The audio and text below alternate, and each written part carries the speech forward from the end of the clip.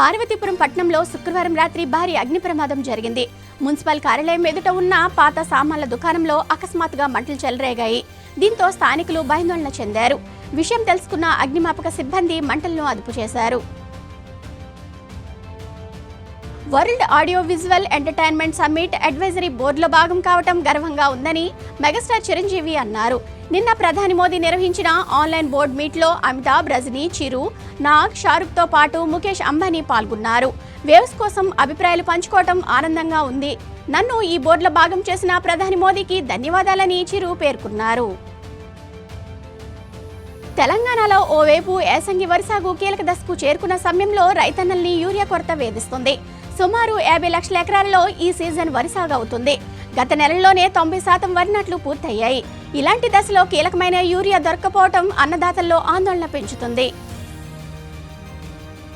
ఢిల్లీ ఎన్నికల ఫలితాల సందర్భంగా కేజ్రీవాల్ నివాసం వెలుపల అభియాన్ తోమర్ అనే బాలుడు కేజ్రీవాల్ గెటప్తో సందడి చేశాడు. కేజ్రీకి మద్దతుగా తండ్రితో పాటు ఫిరోజ్ షా రోడ్డుకు అతడు చేరుకున్నాడు. ప్రతి ఎన్నికల ఫలితాల రోజు తాము అక్కడికి వస్తుంటామని అతడి తండ్రి రాహుల్ తోమర్ తెలిపారు. ఆ పార్టీ తమ బిడ్డకు బేబీ మఫర్ బ్యాన్ అని పేరు పెట్టిందని ఆయన వెల్లడించారు. ఢిల్లీ అసెంబ్లీకి 1952-2020 మధ్య 8 సార్లు ఎన్నికలు జరిగితే కాంగ్రెస్ 4 సార్లు గెలిచింది. అలాంటి పార్టీ ఇప్పుడు అక్కడ ఖాతా తెరవడానికి ఆపసోపాలు పడుతుంది. 2015-2020 ఎన్నికలలో 0కే పరిమితమైన గ్రాండ్ వరల్డ్ పార్టీ ఈసారి పేలవ ప్రదర్శన చేస్తుంది. ఈసారి కూడా ఆ పార్టీ ఒక్క స్థానంలోనూ ఆధిక్యం కనబరచలేకపోయింది. దీంతో హ్యాట్రిక్ డకౌట్ ఖాయంగా కనిపిస్తుంది. ఢిల్లీలోని ముస్లింలు ఎక్కువగా ఉన్న ప్రాంతాల్లో తొలుత ఆప్ ఆధిక్యం కనబర్చిన విషయం తెలిసిందే. అయితే అనూహ్యంగా ఆయా స్థానాలలో బీజేపీ దూసుకొచ్చింది. మొత్తం 12 స్థానాలలో 7 స్థానాలకు పైగా బీజేపీ లీడింగ్లో ఉంది. దీంతో ఆప్ కాంగ్రెస్ను కూడా ముస్లింలు ఆదరించలేదని రాజకీయ విశ్లేషకులు అంటున్నారు. అర్జెంటీనాలోని సరెమ్డి నది రక్తంలా ఎరుపెక్కి ప్రవహిస్తుంది. దీంతో స్థానికులు తీవ్ర భయాందోళనకు గురవుతున్నారు. కాగా ఈ నది బ్యూనస్ ఎయిర్స్ నగరంలోని ఎన్నో స్లమ్ ఇండస్ట్రీ ఏరియాల నుంచి ప్రవహిస్తుంది. అక్కడి నుంచి వచ్చే ప్రమాదకరమైన వ్యర్థాలన్నీ నదిలో కలుస్తున్నాయి. దీంతో ఆ రివర్లో కాలుష్యం పెరిగి ఎర్రగా మారుతున్నట్లు అక్కడ అధికారులు అంచనా వేస్తున్నారు. బంగ్లాదేశ్లోని ప్రజా రవాణా వ్యవస్థకు సంబంధించిన వీడియో వైరల్ అవుతుంది. అక్కడ బస్సు డ్రైవర్లకు ఓపిక అనేదే లేదు. బస్సు స్టాప్ వద్ద ఆగి ఉన్న బస్సులను ఢీక్కుంటూ రాసుకుంటూ వెళ్తూ కేర్లెస్ డ్రైవింగ్ చేస్తుంటారు. సేఫ్టీ అనేది అక్కడి బస్సులలో కనిపించదు. బంగ్లాదేశ్ ప్రజా రవాణాలో ఇంత వెనుకబడిందా అని నెటిజన్లు ఈ వీడియో షేర్ చేస్తున్నారు. ప్రధాని నరేంద్ర మోడీ ఫ్రాన్స్, అమెరికా పర్యటన షెడ్యూల్ ఖరారైనట్లు పీఎంఓ తెలిపింది. ఈ నెల 10, 11 తేదీలలో ఫ్రాన్స్లో ఆ దేశ అధ్యక్షుడు మెక్రాన్తో కలిసి ఏఐ సదస్సులో ప్రధాని పాల్గొననున్నారు. అలాగే అక్కడ ఉన్న థర్మో న్యూక్లియర్ రియాక్టర్ను సందర్శించనున్నారు. అనంతరం 12, 13 తేదీలలో అమెరికాలో ప్రధాని పర్యటించనున్నారు.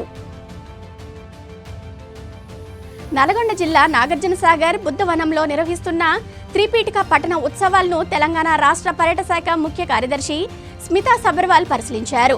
బుద్ధవనంలో ఉన్న శిల్పకళను పరిశీలించి బుద్ధుని చరిత్ర గురించి అడిగి తెలుసుకున్నారు.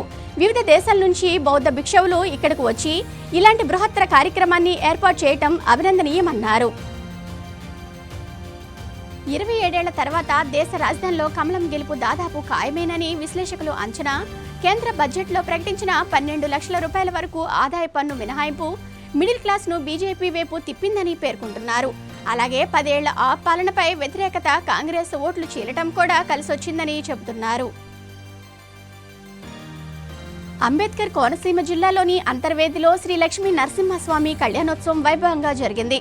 అర్ధరాత్రి 12:55 మృగశిర నక్షత్రయుక్త వృశ్చిక లగ్నంలో శ్రీదేవి, భూదేవి అమ్మవార్లతో స్వామివారికి అర్చకులు వివాహం జరిపించారు.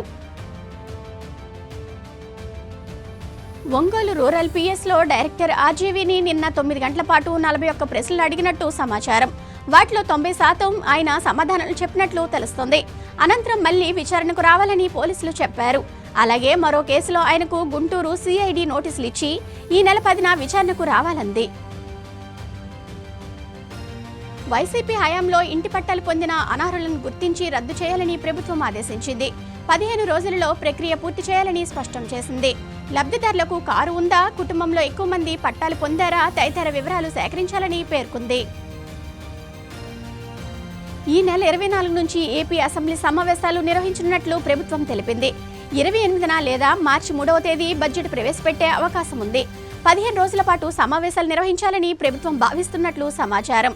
బీఏసీ సమావేశం తర్వాత ఎన్ని రోజులు నిర్వహించాలనే దానిపై ప్రభుత్వం స్పష్టత ఇవ్వనుంది.